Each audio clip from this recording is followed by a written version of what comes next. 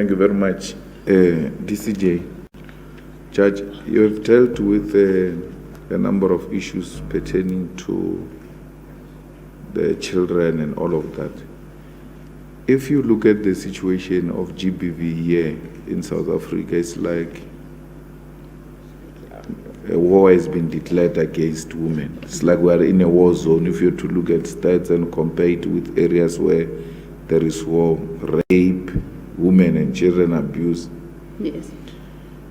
Do you think we are handling it correctly as a country, or do we need dedicated special courts that will deal with issues of GBV speedily and make sure that perpetrators are brought to book and convicted and sentenced to a very long time in prison, so that people can see that indeed the law is beginning to bite on issues related to GBV, rape, and women and child abuse?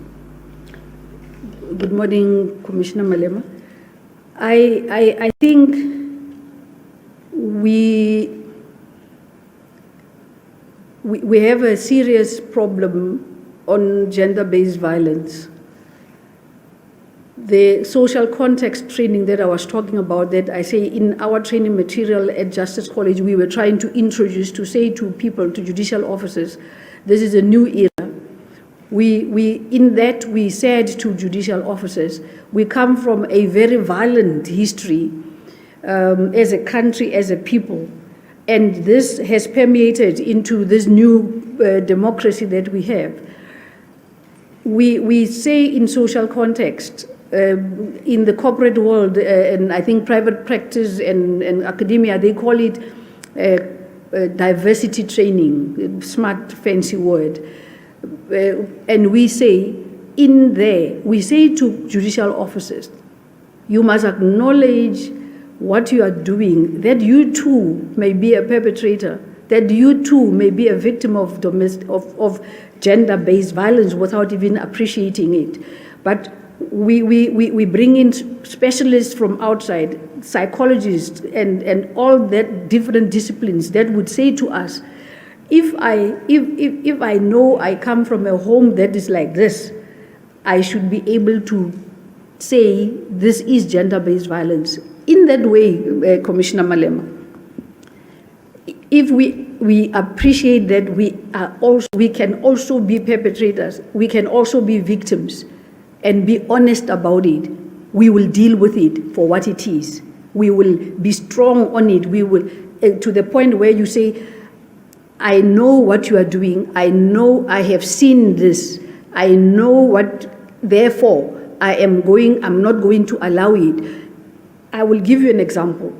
When we trained clerks of the court in the magistrate court on domestic violence, for instance, we say to them at Justice College, you are not the decision maker when a woman comes to you on a Friday saying, I have been assaulted, to say, I am not, you come on Monday, because you don't know if this woman will be alive by Monday. Your responsibility is to treat it as urgent, take it to the magistrate. It's the magistrate that will decide, and probably the magistrate will issue a warrant of arrest held in abeyance for the weekend, so that if this person assaults you again, at least this woman has this weapon, can go to the police, the person can be arrested. So we need to infuse those kind of practical ways of dealing with this, because we come from that background. We know what we're talking about, is just implementing. If we look at gender-based violence, DCJ, allow me to deviate, to divert a little bit, because Commissioner Malema is touching on a not that it's other issues are not important, but it's a very sensitive issue that we have to address. Well, South Africans have to talk about gender-based violence always. Always.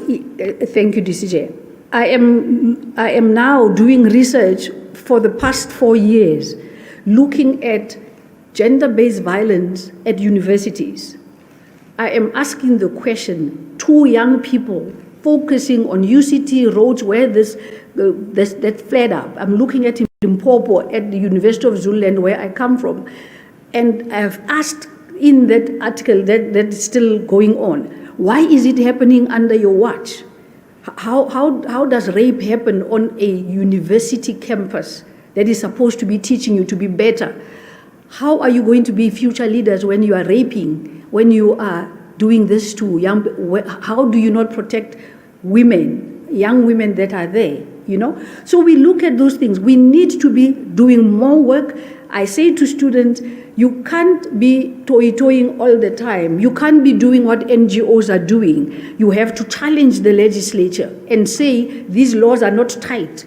This is how we want them tighter. The students, you can't have a doctorate, a master's on what else, something happening in European countries, when what is happening in your own country, you are not addressing. I say that much. Coming back to what more can we do, I think as much as we try to hold everything as tight as we can as judicial officers, we have that balance, Commissioner Malema. The Bill of Rights that says this person also has rights. We balance that with that of the victims and we say, where can we meet each other here, but give a sentence that society will appreciate, that we're not breaking this person totally. We're saying a first offender that requires, that also needs to be rehabilitated, that comes from a broken home, a broken background. What can we put in place to rehabilitate this person to be a better person? When you have a young person of 32 years married but already assaulting his wife, you ask yourself, what is wrong with this one? He's from a university, has everything for him, but he assaults and does any other thing that falls under gender-based violence. Then we have to say, but we can't have this situation. But we look at everything and then say, in this instance, this one deserves a bit of rehabilitation. Can we improve on him and this and this and this? We look at the victim as well to say, how can we ameliorate the situation at home? We bring in other role players for them to contribute to whatever sentence that we will be imposing. I think we need to put in a lot of restorative justice, where people can sit and talk about these things before they even go that far. We don't use it a lot. I said it at one conference under the United Nations of UNODC, where we were talking about the responsibility of judicial officers to address gender-based violence for what it is. We need to be stern about it, send out the correct message, but in the process, also appreciate that our Constitution puts this responsibility on us to bring it. But not only the Constitution, what could have gone wrong with this young man? Let's look at that and address it for what it is. In short, I hope that's short enough, Commissioner Malema. No, it's not short enough. You have not answered my question. Really? I'm asking this in the context that you are applying for the electoral court position. So okay. There's a special court for elections because these powermongers may feel that they've been robbed and therefore they can even fight to a point where there is a war. Elections have got a potential to cause a civil war in a country. That's why there must be a speedily process to resolve them so that you avoid potential war. Okay. That's why there is a special court for electoral issues. So I'm saying there's no war on elections, but already there's an electoral court. Okay. But there's a war on women. When we wake up, we don't ask if there was a woman raped. We ask how many were they raped. That's how abnormal we have become as a society. We have become a sick society. How many have been killed, not whether a woman has been killed or not. A war has been declared already. Yeah. Have we not reached a point where we think a special court must be established to deal with these matters in a manner that will give confidence to society and send a strong message to the perpetrators that the country now has moved from talking into action, and that these matters of gender-based violence and rape and women and children abuse are now a priority to our country. Because when you travel the world, you will know better than me. In the past, when you said you're from South Africa, they will say Mandela. Today, when you say from South Africa, they talk rape, they talk women abuse.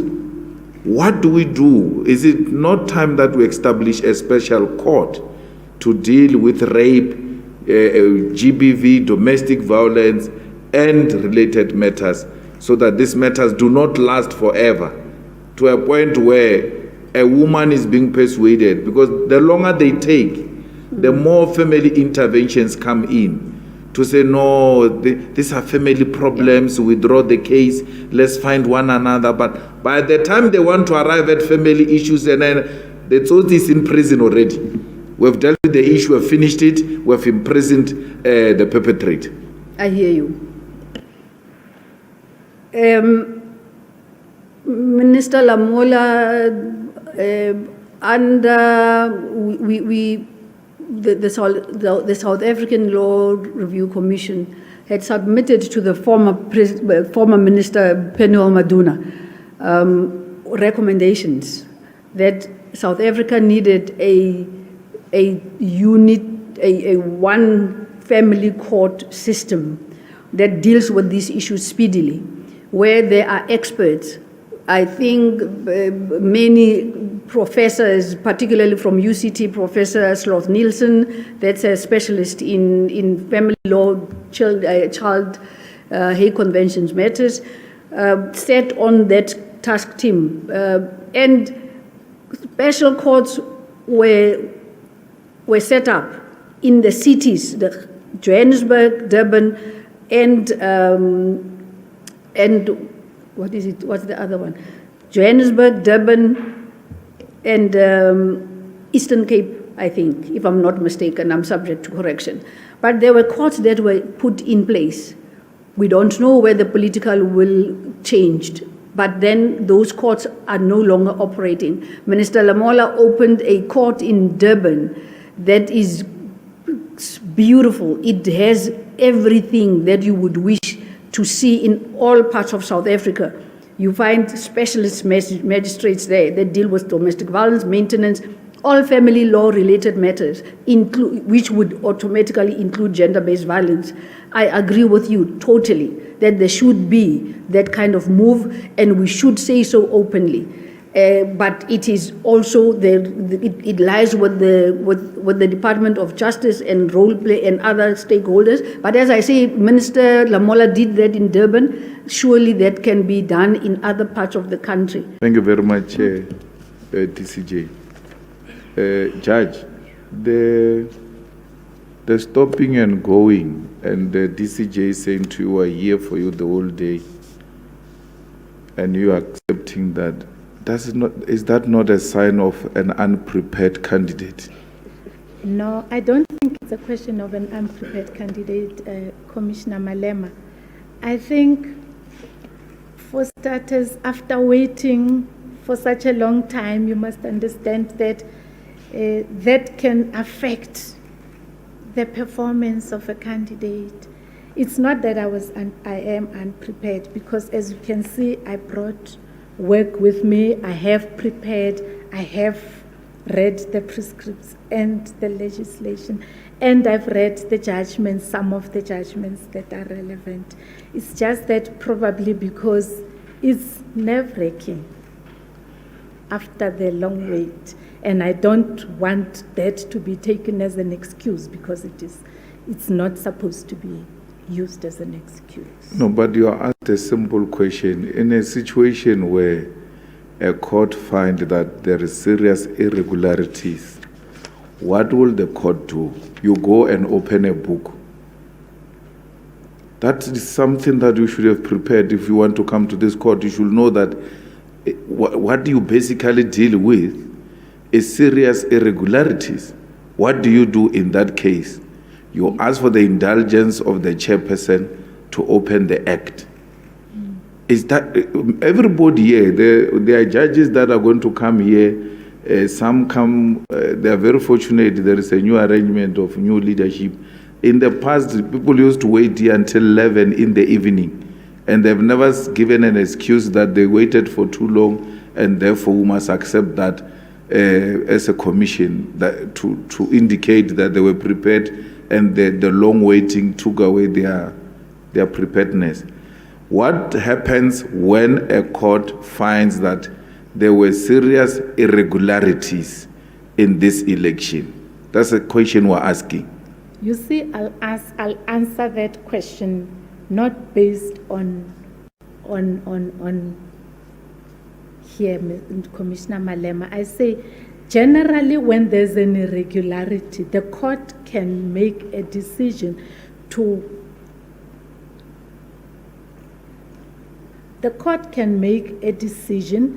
overrule that and correct what has happened and give an order that will be just and equitable under the circumstances. Like which order? You see, and here, for voting purposes, if the irregularity emanates from the irregular counting, the court can order that they must do a recount, or there must be by-elections if it is a municipal election. If it is national elections, you can't have by-elections, then those will be excluded. They will be rejected. So let's take the local elections. What is the difference between a rerun and a by-election? Well, a rerun is when you do it again, but the by-elections is when those have gone by and you go back again. I'll give an example with, I think, the matter of Mhlope, where there were issues raised in the Mhlope judgment about people having voted in wrong regions and other people having not, the commission not having updated the voters' roll. I think under those circumstances, the court had ordered that there should be by-elections held because it was wrong for the commission in the first place to have proceeded to that extent without having made available the voters' roll to the different parties and to the independents, and to having allowed them time to campaign, to recruit, to do whatever needed to be done, and to ensure that, to confirm that those people appearing in the voters' roll are indeed as indicated that they belong or they are ordinarily resident in the regions wherein they said they belong. I still don't know what is the answer. Let me ask it differently. By-elections takes place under what circumstances, and rerun takes place under which circumstances? Rerun, like the term suggests, they will redo everything from the beginning. That's my prima facie view. By-election is when, for example, the elections were held and something happens, and then there's a by-election that is conducted outside the period where the elections were conducted. It will happen at a later stage. I'm going to argue that you came here unprepared and without knowing basic concepts that deal with daily elections. And I thought I must put it to you so that when I raise it in the deliberations, commissioners don't say I didn't put that to you. What will be your comment? Well, Commissioner Malema, I can't argue with that. What I know is I had prepared, but probably when I came here, it happened the other way. I had prepared. No, thanks. I want to canvass this matter with you, Yes. Judge. When there was a debate to postpone the elections, now, recent local government elections, Yes, yes. the court's emphasis was that when the election period comes, you have to hold elections. It is more important, not more important, but because the biggest argument was whether they are going to be free and fair under the conditions of COVID-19. Yes. And the court said, when that period comes, you have to hold the elections. And we did hold the elections. Yeah. So when that period comes, where elections must be held, and there is a constitutional court decision that there must be independent candidate, and the legislature is unable to meet that mandate, but the period is here, and elections must be held. What happens under such circumstances? Okay. I assume those who feel that whatever process that will be embarked upon will affect them negatively, they will have to bring an application in good time before the 2024, and say, this is what the Constitutional Court said. This hasn't been done. So direct Parliament to do what you asked it to do 2 years ago. Okay, that's number one.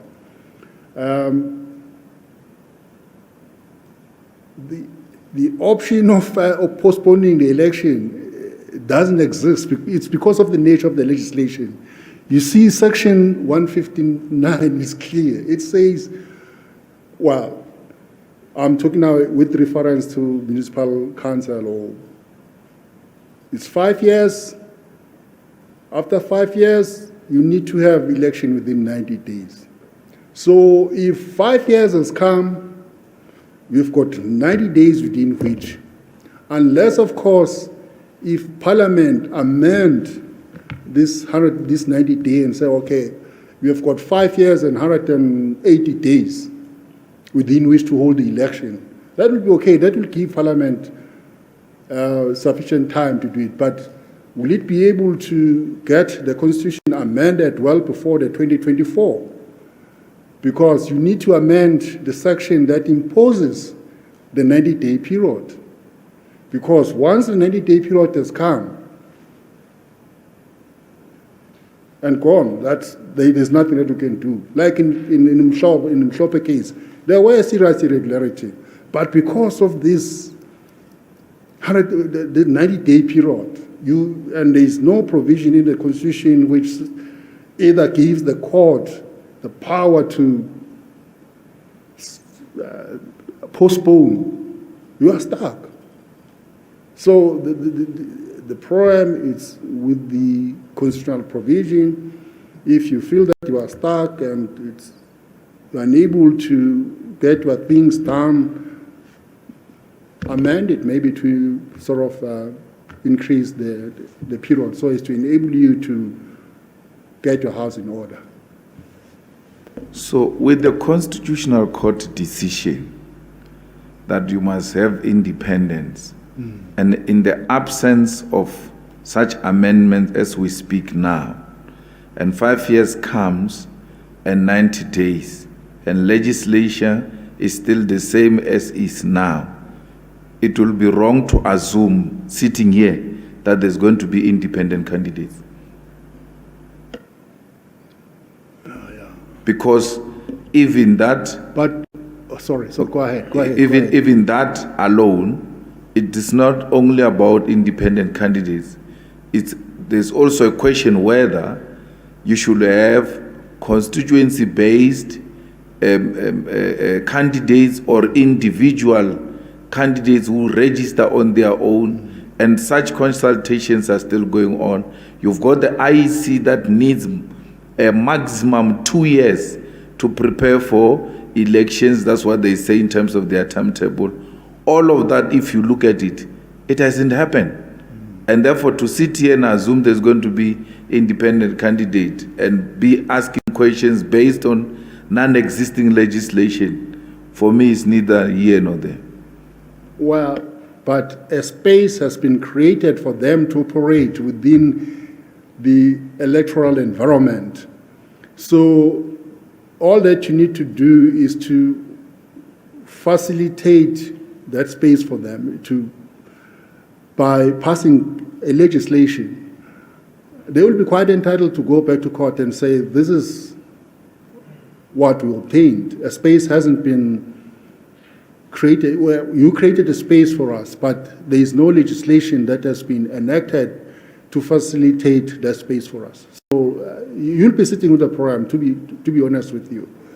Unless, of course, because that would be tantamount to ignoring the court orders. You see, that's No, we are not, Judge. We are busy with the court order. That's going to be a problem. But remember, on a lighter note, I come from a political party, so I'm not for independence. Yeah, I know. I know where you're getting to, because I know. But a space has been created for them by the Concord, and the rules of an engagement must be put in place to enable them to exploit that space. That's all I wanted to say.